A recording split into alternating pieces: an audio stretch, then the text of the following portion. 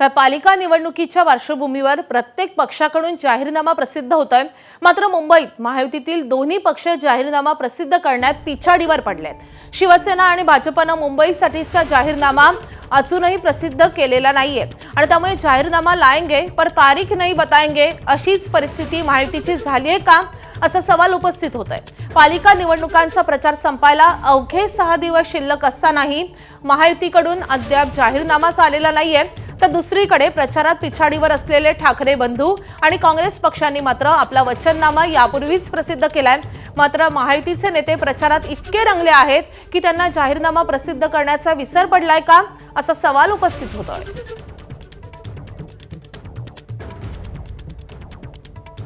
तर महायुतीचा जाहीरनामा अजूनही का येत नाहीये या संदर्भात अधिकची माहिती देण्यासाठी आमचे प्रतिनिधी सूरज सावंत आपल्या सोबत आहेत। सूरज, नेमकं काय घडलेलं आहे की महायुतीचा जाहीरनामा अजूनही येत नाहीये?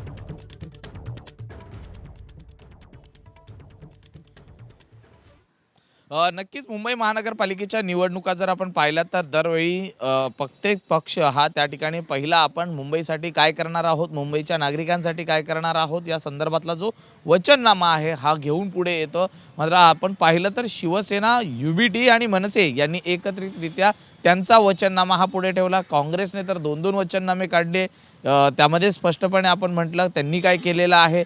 मात्र दुसरीकडे महायुतीतले हे 2 महत्त्वाचे पक्ष आहेत ते म्हणजे भाजप आणि शिवसेना यांचा अद्याप वचननामा आलेला नाहीये। त्यामुळे जाहीरनामा लाएंगे मात्र तारीख नहीं बताएंगे अशी काहीतरी परिस्थिती ही सध्या महायुतीतल्या या नेत्यांची पाहायला मिळते। कारण प्रचाराचा जो धडाका आहे हा दोन्हीही पक्षातल्या नेत्यांनी त्या ठिकाणी लावलेला आपण पाहायला मिळतोय। त्यामुळे या प्रचारातच रंगलेले नेते आहेत त्यांना अद्यापही आपण वचननामा न काढल्याचे कुठेतरी वेळ मिळालेली नाही आहे का असा प्रश्न या ठिकाणी उपस्थित होतोय। कारण वचननाम्यामध्ये आपण मुंबईकरांसाठी नेमकं काय काय करणार आहोत या संदर्भातल्या गोष्टी या लिहिलेल्या असतात। भाजपने तर नोव्हेंबरमध्ये घरोघरी जाऊन लोकांच्या नेमक्या काय समस्या आहेत त्या जाणून घेऊन त्याच वचननाम्यामध्ये घेण्याबाबतच्या गोष्टी केलेल्या।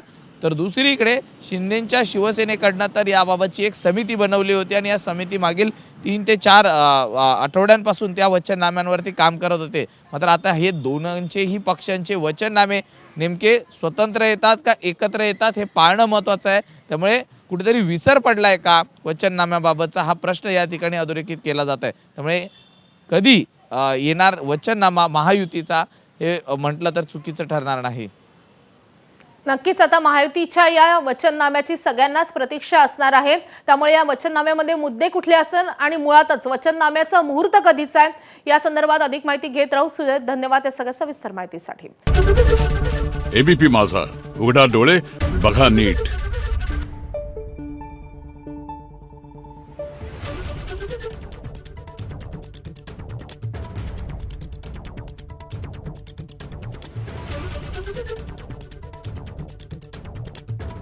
Thank you.